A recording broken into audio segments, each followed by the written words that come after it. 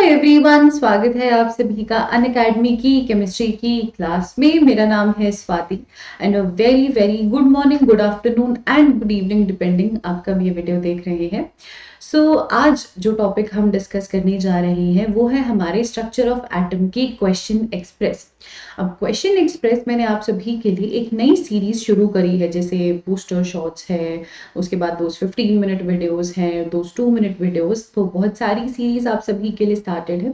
तो इस question express में we will be discussing questions of हमारे atoms and molecules and structure of atom, but ज्यादातर question structure of atom के होंगे, इसलिए यहाँ पे स्ट्रक्चर ऑफ एटम लिखा है। ठीक है, चलिए जल्दी से अपनी क्लास की हम शुरुआत करते हैं।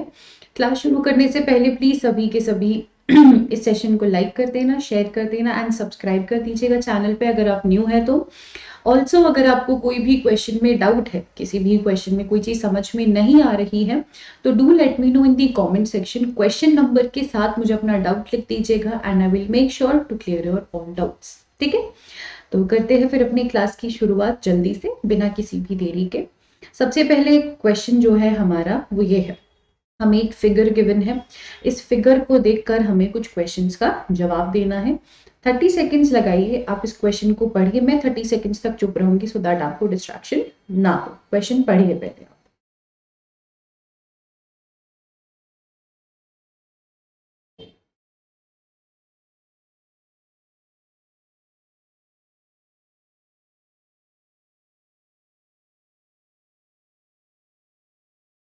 डन, पढ़ लिया। अब इस क्वेश्चन में गिवन है कि यार हमारे पास ना ये डायग्राम गिवन है एक्स वाई एंड जेड। हमें एक्स वाई एंड जेड को देखकर बताना है कि इनका एटॉमिक नंबर क्या होगा, इनका मास नंबर क्या होगा और इनकी वैलेंसी क्या होगी। तो सबसे पहले हम शुरुआत करते हैं वैलेंसी सॉरी वैलेंसी से। ठीक है, जो एक्स है, एक्स के आउटर मोस्ट शेल में कितने इलेक्ट्रॉन हमें दिख रहे हैं, ये है इसका आउटर मोस्ट शेल और हमें इसमें विजिबली 3 इलेक्ट्रॉन्स दिख रहे हैं। ठीक है, अब अगर इसके पास 3 इलेक्ट्रॉन्स है तो 3 ही इसकी वैलेंसी होगी। जस्ट इन केस अगर किसी स्टूडेंट को वैलेंसी निकालना नहीं आता है तो बेटा देखो, अगर किसी भी एलिमेंट के आउटर मोस्ट शेल में 1, 2 या 3 वैलेंस इलेक्ट्रॉन होंगे तो वही नंबर उनकी वैलेंसी है। यानी कि किसी के आउटर मोस्ट शेल में अगर 1 इलेक्ट्रॉन है तो 1 वैलेंसी है, किसी के आउटर मोस्ट शेल में 2 इलेक्ट्रॉन है तो 2 ही उसकी वैलेंसी है, 3 इलेक्ट्रॉन है तो 3 ही उसकी वैलेंसी होगी। अगर वो जो मतलब नंबर ऑफ वैलेंस इलेक्ट्रॉन है if that is more than 4, तो 4 के केस में हम क्या करेंगे, जो नंबर है उसको 8 से सब्ट्रैक्ट करेंगे। जैसे फॉर एग्जाम्पल y में हम देखते हैं, y में कितने वैलेंस इलेक्ट्रॉन है, 1 2 3 4 5 6। अब इसके पास 6 वैलेंस इलेक्ट्रॉन्स है, 6 इसकी वैलेंसी नहीं होगी। यहाँ पर 3 ही वैलेंस इलेक्ट्रॉन थे, 3 ही वैलेंसी थी, क्योंकि मैंने अगेन आपको समझाया कि किसी में 1 2 या 3 वैलेंस इलेक्ट्रॉन होते हैं तो वही नंबर उनकी वैलेंसी होता है। बट जब भी number of valence electron more than 4 होते हैं तो जो भी नंबर ऑफ वैलेंस इलेक्ट्रॉन है उसे हम 8 से सब्ट्रैक्ट कर देंगे। जैसे y के केस में मैं 6 को 8 से सब्ट्रैक्ट कर दूंगी तो आएगा 2, तो 2 होगी y की वैलेंसी। तो आप ये चीज भी यहां पर लिख सकते हैं कि if valence electron is more than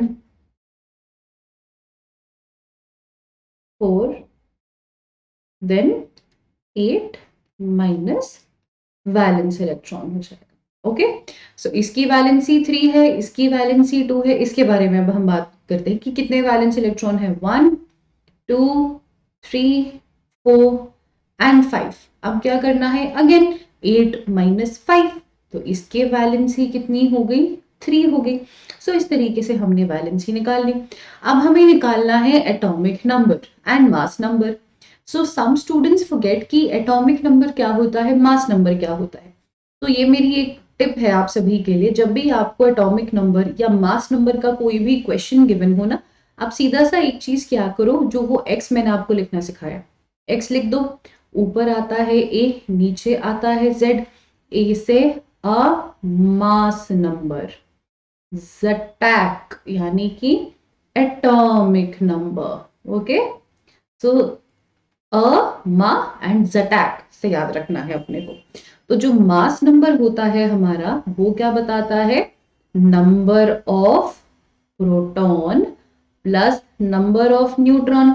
and atomic number क्या बताता है, नंबर ऑफ प्रोटॉन।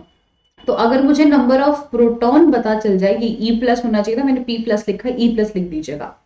तो अगर मुझे नंबर ऑफ प्रोटॉन पता चल जाए तो मैं एटॉमिक नंबर तो बता सकती हूँ। तो एक्स में नंबर ऑफ प्रोटॉन 5 है, यानी कि एटॉमिक नंबर 5 है। 8 में नंबर ऑफ प्रोटॉन 8 है, यानी कि एटॉमिक नंबर 8 है। 15 में नंबर ऑफ प्रोटॉन 15 है, तो एटॉमिक नंबर कितना हो जाएगा, 15। As easy as that.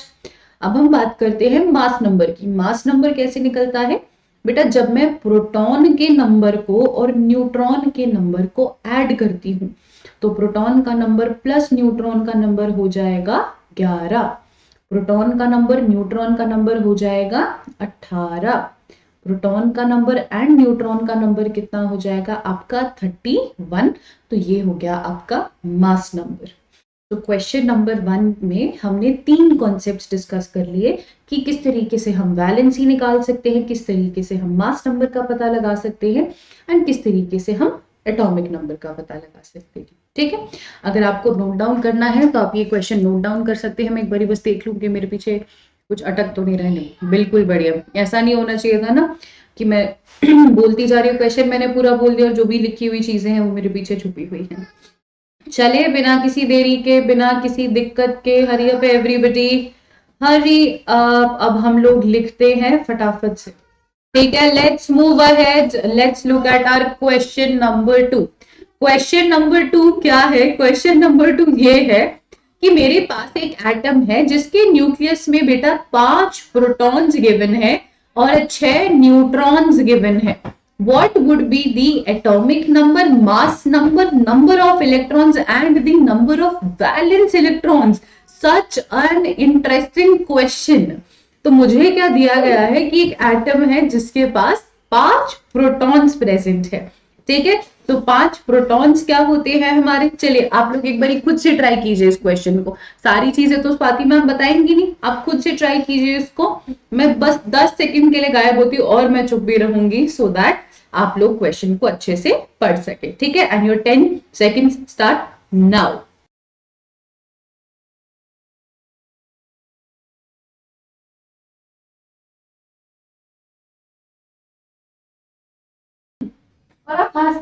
Ten, 9, 8, 7, 6, जल्दी पढ़ो।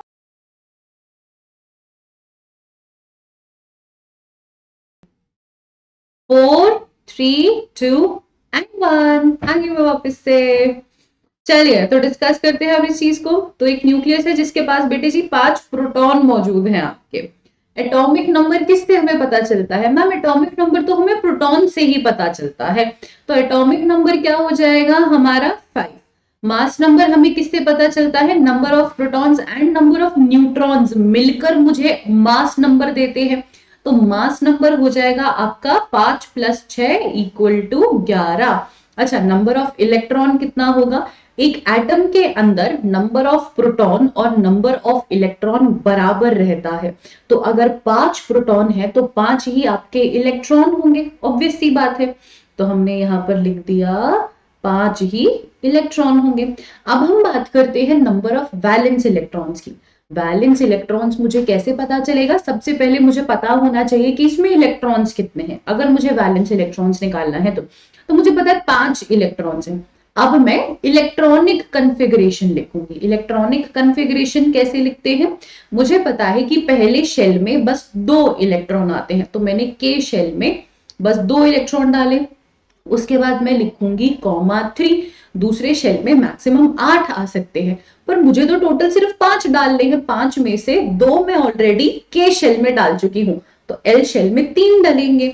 तो एल शेल में आ गया 3। एल शेल ही मेरा लास्ट शेल है, इस केस में लास्ट शेल है। हर एक केस में लास्ट शेल अलग अलग होंगे। इस केस में एल मेरा लास्ट शेल है, तो फिर मैं कह देती हूँ कि L मेरा वैलेंस शेल है और 3 मेरे वैलेंस इलेक्ट्रॉन्स है। as easy as that. So I have 3 valence electrons. Is it clear? I hope जो भी चीजें हैं मैं आपको समझाती जा रही हूँ क्लियर हो रहा है। बट जस्ट इन केस जैसे आपको क्वेश्चन नंबर 2 का बी पार्ट समझ में नहीं आया तो आप अपने ना कमेंट सेक्शन में इस तरीके से लिख दीजिएगा, बेटा पेन किधर गायब हो जाता है हमारा, जीवन से खुशी गायब होती है ऐसे पेन भी बीच बीच में गायब हो जाता है, कहाँ गए कहाँ गए कहाँ गए, ये रहा।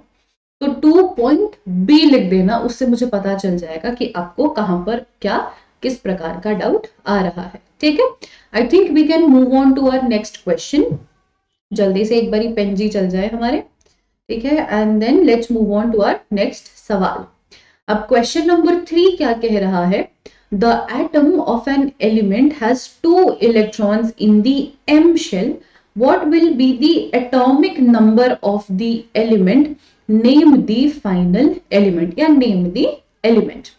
एक एटम है जिसके एम शेल में 2 इलेक्ट्रॉन है, पहला शेल होता है K, दूसरा शेल होता है L, तीसरा शेल होता है M। अब M शेल क्यों भरा है, क्योंकि L भर चुका है तभी तो मैं M पर आई हूं। L शेल क्यों भरा है, क्योंकि M ऑलरेडी भरा हुआ है। जब तक K नहीं भरेगा तब तक L नहीं भरेगा, जब तक L फॉर लायन नहीं पूरा भरेगा तब तक मैं M पे शिफ्ट ही नहीं कर सकती हूं।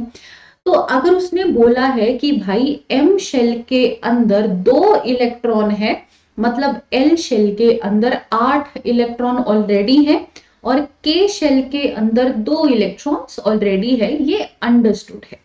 What will be the atomic number. अब अगेन वापस हम आते हैं कि एटॉमिक नंबर का हमें कैसे पता चलता है। एटॉमिक नंबर का हमें पता चलता है नंबर ऑफ प्रोटॉन्स से एंड नंबर ऑफ इलेक्ट्रॉन्स से। तो क्या मुझे पता है कि यहाँ पर नंबर ऑफ इलेक्ट्रॉन कितने हैं? यस मैम, K में 2 इलेक्ट्रॉन है मैम, L में 8 इलेक्ट्रॉन है मैम और M में 2 इलेक्ट्रॉन है। इनको टोटल कर दो, जब इनको हमने टोटल कर दिया तो मुझे टोटल नंबर ऑफ इलेक्ट्रॉन पता चल गए and once I get to know the total number of electron मेरा काम खत्म, मेरा काम सॉर्ट हो गया है। तो 8 + 2 + 2 हो गया आपका कितना, 8 + 2 is 10, 10 + 2 is 12, सो ये हो गया हमारा 12। ठीक है, सो एटॉमिक नंबर इज 12। और कौन सा एलिमेंट है जिसका एटॉमिक नंबर 12 होता है? Magnesium, hydrogen, helium, lithium, beryllium, boron, carbon, nitrogen, oxygen, fluorine, neon. Neon के बाद क्या आता है? हरी all of you, neon is your 10th, 11th is sodium, 12th is your magnesium, so the correct answer would be magnesium, Mg लिख देंगे हम। आगे चलते हैं, let's move on to the next question everyone। Question number 4 में क्या given है? Again see please do let me know अगर मैं बहुत ज्यादा जल्दी जल्दी आपको पढ़ा रही हूँ, रश हो रहा है तो थोड़ा पास आ जाता तो मैं और क्लियर दिखूंगी मैं। ठीक है, थोड़ा रश हो रहा है तो डू लेट मी नो, मैं थोड़ा स्लो कर दूंगी। The atomic number of sodium is 11, the mass number is 23। Now question number 4 gets more interesting by the time. जो सोडियम है उसका एटॉमिक नंबर 11 है और उसका मास नंबर अपने को 23 गिवन है। What type of ion will be formed by it and how will you present it. अब यहाँ पर मुझे गिवन है सोडियम, सोडियम का अच्छा एटॉमिक नंबर किधर लिखती हूँ मैं? एटॉमिक नंबर ऊपर लिखती हूँ मैं या नीचे लिखती हूँ? एटॉमिक नंबर ऊपर आता है ए यानी कि मास नंबर, यानी कि ऊपर आता है 23, नीचे आता है मेरा atomic number 11। What type of ion will be formed by it and how will you present it? अब आयन किस तरीके से पता चलेगा मैम? आयन हमने पढ़ा है कि हमारे 2 तरीके के होते हैं।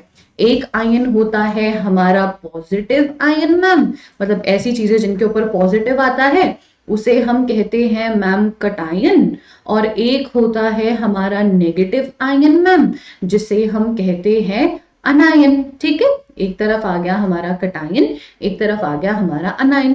तो कटायन अनायन में से कौन सा चार्ज आएगा Na के ऊपर, मुझे कैसे पता चलेगा? ये मुझे पता चलेगा जब मैं Na की इलेक्ट्रॉनिक कन्फिगरेशन लिखूंगी। तो Na क्या होता है? Na is equal to 11। Electrons इसके 11 है, इलेक्ट्रॉनिक कन्फिगरेशन 2,8,1, ये है आपका के शेल, ये है आपका एल शेल, ये है आपका एम शेल। अब अगर सोडियम को अपना ऑक्टेट पूरा करना है तो उसे क्या करना पड़ेगा, अपना ये एक इलेक्ट्रॉन लूज करना पड़ेगा, अपना ये एक इलेक्ट्रॉन लूज करना पड़ेगा। एंड जब भी कोई भी एलिमेंट बेटा अपना एक इलेक्ट्रॉन निकाल देता है, अपने एक या दो या तीन से ज्यादा इलेक्ट्रॉन्स नहीं निकलते हैं, एक इलेक्ट्रॉन निकाल दिया तो क्या होगा, सोडियम के ऊपर प्लस चार्ज आ जाएगा। कटायन कौन होते हैं, जो अपने इलेक्ट्रॉन्स को डोनेट करते हैं, अपने इलेक्ट्रॉन्स को दे देते हैं। तो सोडियम के ऊपर क्या आएगा बेटा, Na+। तो हमने चार्ज तो देख लिया मैम। अच्छा, नंबर ऑफ इलेक्ट्रॉन्स कितने हैं मैम, एटॉमिक नंबर से हमें नंबर ऑफ इलेक्ट्रॉन पता चल गया, तो नंबर ऑफ इलेक्ट्रॉन है 11। मैम नंबर ऑफ प्रोटॉन कितना है, जितने नंबर ऑफ इलेक्ट्रॉन होते हैं उतने ही नंबर ऑफ प्रोटॉन होते हैं इन अ न्यूट्रल एटम, तो नंबर ऑफ प्रोटॉन भी हो जाएगा 11। ठीक है, न्यूट्रॉन्स कितने होते हैं, न्यूट्रॉन्स का मुझे कैसे पता चलेगा, मैं मास नंबर क्या होता है, प्रोटॉन प्लस में न्यूट्रॉन, मुझे प्रोटॉन का नंबर पता है, मुझे टोटल पता है, तो मैं प्रोटॉन का नंबर माइनस कर दूंगी टोटल में से, मुझे मेरा न्यूट्रॉन का नंबर मिल जाएगा। तो 23 माइनस 11 करो और मुझे फटाफट से, मतलब खुद ही फटाफट से आंसर नोट डाउन कर लेना। ठीक है, चलिए जल्दी से मूव ऑन करते हैं हमारे नेक्स्ट सवाल पे, जो कुछ इस प्रकार है। Atomic number of aluminium is 13। Atomic number कितना है, 13। मास नंबर है 27।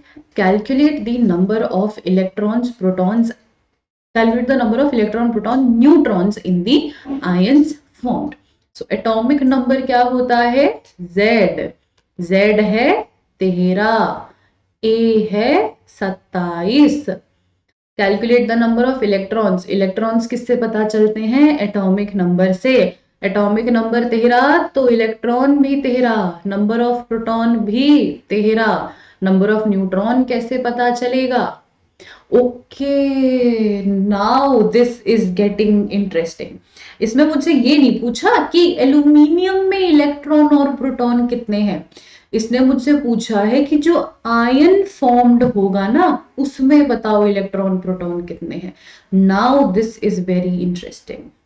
अब इसको वापस से हमें इरेज करना पड़ेगा, क्योंकि आयन में तो नंबर ऑफ इलेक्ट्रॉन और नंबर ऑफ प्रोटॉन, सॉरी, जब एटम न्यूट्रल होता है तो number of electron and number of proton बराबर होते हैं, पर जब मैं बात करूं किसी आयन की तो आयन में number of electron and number of proton change हो जाता है। Why does that happen ma'am, ऐसा क्या हुआ है, लेट अस सी।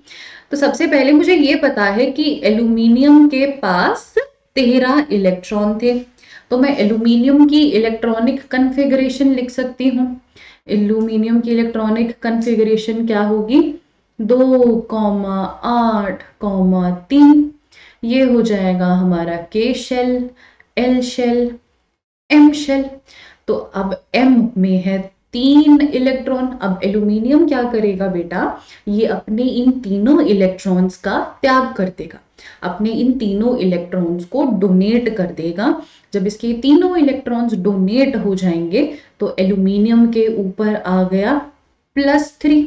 ठीक है, अब देखो, जब एल्यूमिनियम न्यूट्रल था, न्यूट्रल कब कहते हैं, जब इनके ऊपर कुछ भी चार्ज नहीं होता है। देखिए, पहले वाला एल्यूमिनियम और दूसरे वाले एल्यूमिनियम में कितना फर्क है, इस वाले एल्यूमिनियम पे कोई भी चार्ज नहीं है, इस वाले एल्यूमिनियम पे +3 चार्ज है। ये वाला एल्यूमिनियम जो है इसके पास 13 इलेक्ट्रॉन्स थे, इस वाले एल्यूमिनियम में मैंने क्या किया, 3 इलेक्ट्रॉन्स का रिमूवल कर दिया, यानी कि अब मेरे पास 10 इलेक्ट्रॉन बचे बस। पहले 13 थे, 13 में से 3 निकाल दिए, तभी तो जाके एल्यूमिनियम आयन बना है। तो एल्यूमिनियम आयन में 10 इलेक्ट्रॉन है। अब सवाल ये पैदा होता है कि मैम जब भी आयन बनते हैं क्या नंबर ऑफ प्रोटॉन भी बदलता है। इस क्वेश्चन में जब मैंने एल्यूमिनियम से, कहाँ गया पेन, कहाँ गया, हाँ, जब मैंने एल्यूमिनियम से एल्यूमिनियम आयन बनाया तो मैंने सिर्फ नंबर ऑफ इलेक्ट्रॉन्स की छेड़छाड़ करी है। मैंने प्रोटॉन्स को तो हाथ ही नहीं लगाया ना, प्रोटॉन्स में तो कुछ भी चेंज नहीं आया। तो जब भी आपका कोई भी आयन बने, चाहे पॉजिटिव का आयन बने चाहे नेगेटिव का आयन बने, किसी भी टाइप का आपका आयन बने, नंबर ऑफ प्रोटॉन हमेशा सेम रहेगा। मतलब अगर एल्यूमिनियम में तुम्हारे 13 प्रोटॉन थे तो एल्यूमिनियम आयन में आपके 13 प्रोटॉन ही रहेंगे। The number of proton is never going to change. The only thing that changes is going to be your number of electron. तो आप लोग इस चीज को भी प्लीज जल्दी से नोट डाउन कर लीजिए. You just have to make a star point and note it down. The number of protons. Please everybody note it down क्योंकि massive confusion होती है.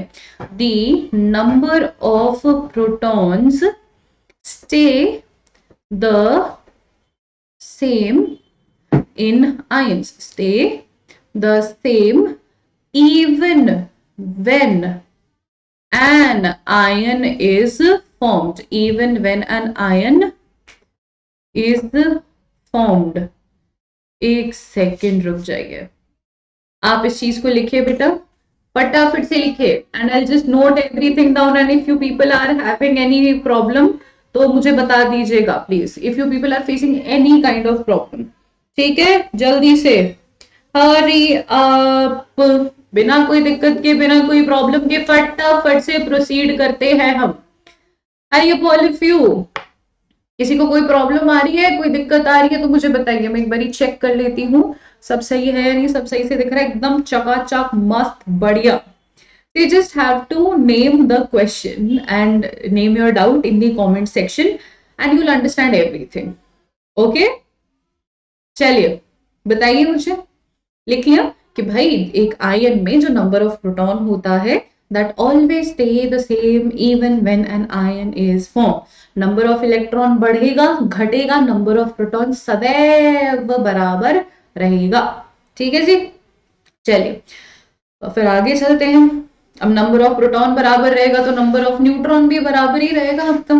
तो 27 में से 13 को सब्ट्रैक्ट कर लीजिएगा, 14 आपका आंसर आ जाएगा और नंबर ऑफ न्यूट्रॉन वही रहेगा. ओके, चलिए आगे चलते हैं हम. So now let's look at question number 6. An ion X-2 contains 10 electrons and 8 neutrons. एक आयन है X-2 जिसके पास 10 इलेक्ट्रॉन है और 8 न्यूट्रॉन है. What are the atomic number and what are the mass number of the element X? अब इन्होंने मुझसे X-2 का एटॉमिक नंबर मास नंबर नहीं पूछा है बेटा, इन्होंने मुझसे एलिमेंट X का एटॉमिक नंबर मास नंबर पूछा है. They are not interested in knowing कि मैं मतलब कितने, मैं X-2 में क्या है क्या नहीं है. They are not interested in knowing that, they are just interested in knowing that कि भाई जो एलिमेंट X है उसमें क्या एटॉमिक नंबर होगा, उसका क्या मास नंबर होगा, और ये सारी माया इनको जाननी है. ठीक है, तो अभी डिकोड करते हैं. इससे पिछले वाले क्वेश्चन में मैंने एलिमेंट से आयन बनाया है, इस वाले क्वेश्चन में मैं आयन से अब एलिमेंट बनाऊंगी. ठीक है, चलिए तो मेरे पास है X-2. X-2 में मौजूद है मेरे 10 इलेक्ट्रॉन्स एंड 8 न्यूट्रॉन्स. न्यूट्रॉन्स क्या होते हैं, N के ऊपर 0 होता है. तो एटॉमिक नंबर क्या होंगे, what is going to be the atomic number. तो पहले मुझे ये पता लगाना होगा, देखो X-2 में 10 इलेक्ट्रॉन है, यानी कि X ने जब 2 इलेक्ट्रॉन गेन किए तब इसके पास 10 इलेक्ट्रॉन आए. यानी कि जब ये नॉर्मल X होगा, जब ये नॉर्मल X होगा इसके पास केवल 8 इलेक्ट्रॉन्स होंगे.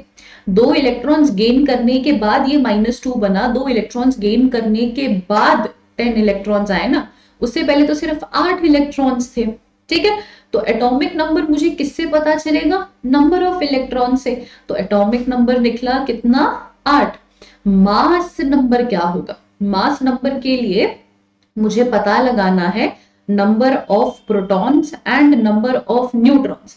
बेटा अगर नंबर ऑफ इलेक्ट्रॉन X में 8 है तो नंबर ऑफ प्रोटॉन भी X में 8 ही होगा.